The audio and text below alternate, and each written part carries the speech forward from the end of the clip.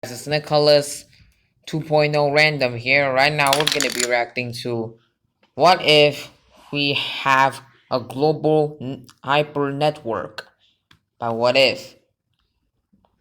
Anyways, let's get into the video.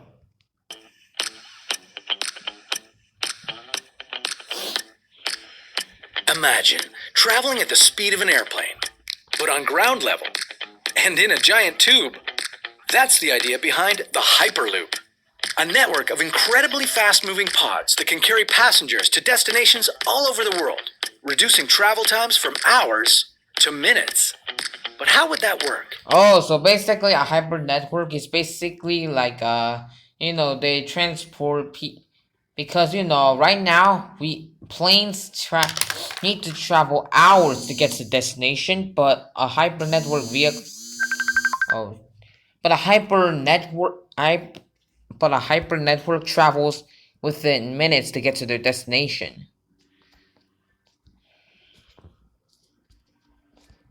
Let's just continue.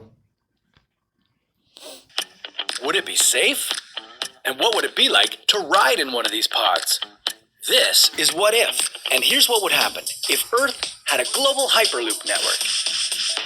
A hyperloop consists of pods that travel through pressurized tubes using electromagnetic propulsion. This may sound like the stuff of science fiction, but several companies are surprisingly close to making it a safe, viable reality.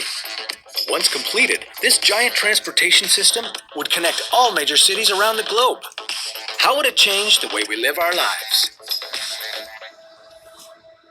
If all goes according to plan, a hyperloop system would be cheaper, faster, and more environmentally friendly than planes, trains, and automobiles. The first ones would be built on a relatively small scale, covering shorter journeys, like Los Angeles to San Francisco.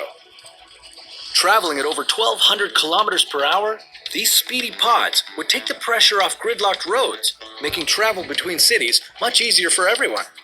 Populations would have the ability to spread out further from city centers, since faster travel times would mean people aren't forced to live where their jobs are located. We'd also have a lot more time to be productive, because we wouldn't waste as much of our days getting to where we needed to go. But the real exciting prospects of the Hyperloop come into play when you look at it on a global scale.